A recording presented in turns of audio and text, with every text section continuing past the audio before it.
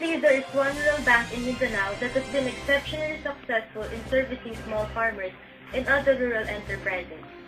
The bank is called One Network Bank, which in 2011 had a total of 82 branches spread out all over Mindanao. ONB's unequal infrastructure in Mindanao can be attributed to its unwavering focus on its brand of inclusive banking, venturing boldly into unbanked and underbanked places where other banks would not dare go, enabling every community in which it has a branch to experience e-banking products and services. ONB stands on very financial foundation. In 2011, it had total resources of 16.6 billion, loans of 10.3 billion, stockholders' equity of 2.5 billion, return on private investment of 26%, risk-based capital adequacy ratio of 19%, liquidity ratio of 38%, non-performing loans of 3%, and non-performing assets of 2%. In the same year, ONB had its 1,206 employees, 82 branches, and 114 ATMs. To be the Philippines' largest banking network in progressive communities, unserved or underserved by commercial banks, especially in rural areas, powered by values-driven professionals with a deep sense of mission to provide these communities easy access to modern quality banking services. The good news is that ONB is beginning to expand outside Mindanao, targeting Iloilo for its first move northward. There is no doubt that ONB will be serving small farmers and small businessmen in the countryside and other remote areas of the Visayas and Luzon in the coming years.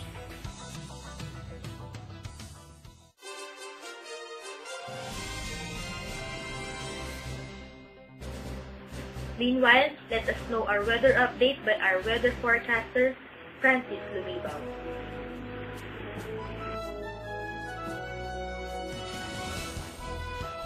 Pag-asa's latest weather update said Luzon, including Metro Manila, will experience occasional rains becoming frequent over the western section of Luzon, which may trigger flash floods and landslides. According to Pag-asa, moderate to strong winds blowing from the southwest will prevail throughout the archipelago and coastal waters will be moderate to high.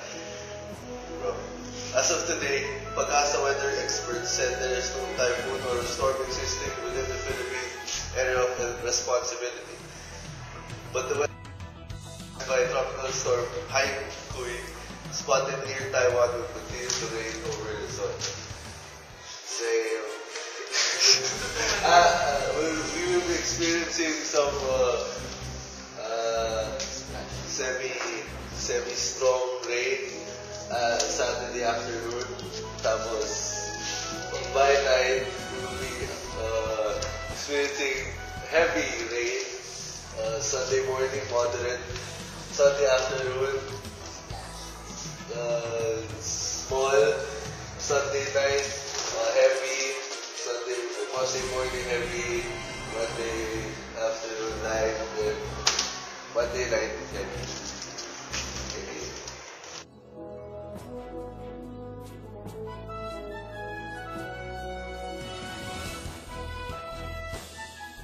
For our foreign news, former President Bill Clinton was one of the speakers for a two-day forum regarding on managing scarce resources. Let us now hear the report of Hannah Astillero.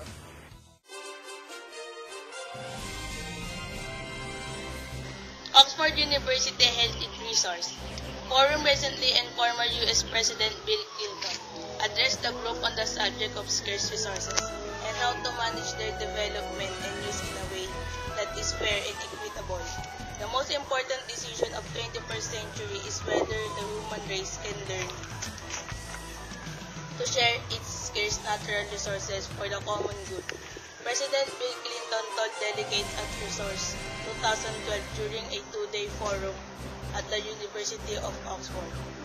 Clinton's address reflected a key theme from the conference about the need for greater cooperation between government, business, and other organizations to successfully meet the resource challenge the world.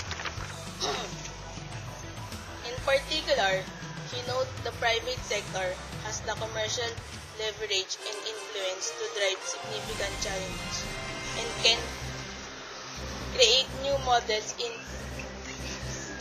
finance to support this change.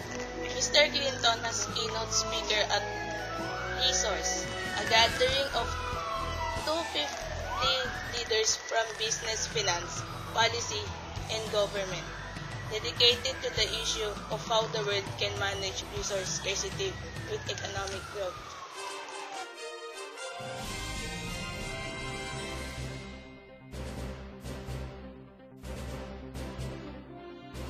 The economy of the Philippines is the 46th largest in the world. According to 2010 World Bank statistics, the Goldman Sachs estimates that by the year 2050, it will land on the 40th place and won its list of the next 11 economics. HSBC projects the Philippine economy to become the 60th largest economy in the world, 5th largest economy in Asia, and the largest economy in the Southeast Asian region by 2050.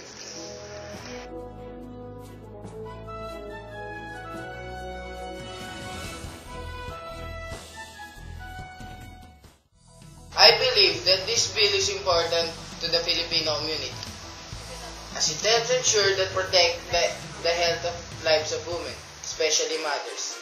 It will give the community the ability to know the methods and information on the birth control and maternal care, especially to those couple who are aiming to be parents one day. It promotes freedom of choice, like families who want to have a small family. It prevents sickness like cancer, AIDS, and other diseases, sexual or otherwise. It also gives sexual education to children, positive ones, to ensure and guide them about sexual intercourse and their bad effects. For many Filipinos, sexuality is inseparable from morality. Parents have the primary right and duty to teach matters of sexuality and reproductive health to their children, consistent with their religious convictions and moral beliefs. The government is only the supporting role. The parents have the primary right to teach their children about sexuality education. If this bill is passed, then many students will have access to these condoms and they would have the guts to do things which are strictly prohibited to them. Well, in fact, condoms aren't really working 100%. Without Arch Bill, there can be also knowledge about sex education. Lastly, sex education is taught in the subject matter. I think this Arch Bill will not cause anything good to the morality of victims.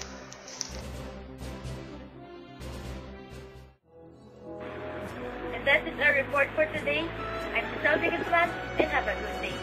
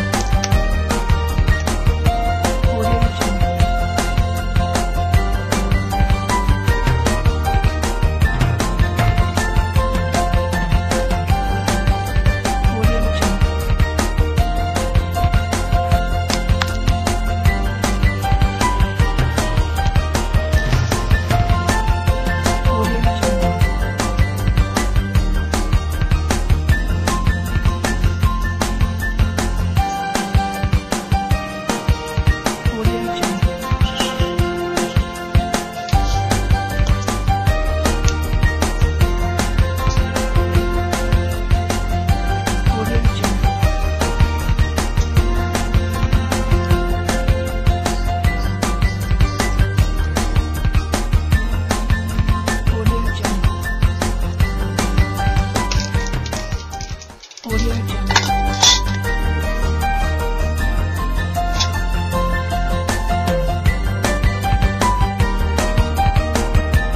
Audio Jungle.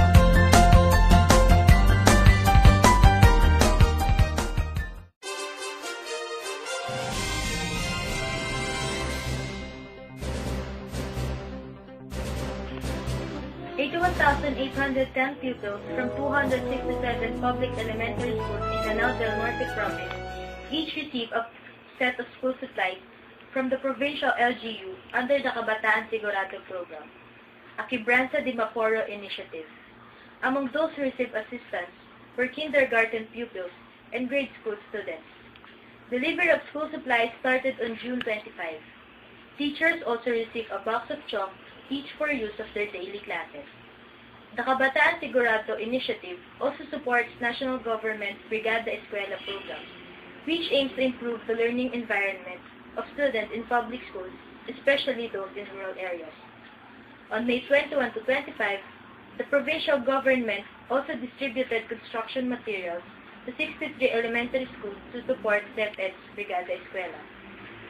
The construction supplies includes roofing materials, plywood, concrete and wood nails, roof sealant, paint and paint brushes, paint rollers and trays, and doorknobs. And that is our news for today. Stay tuned for more updates.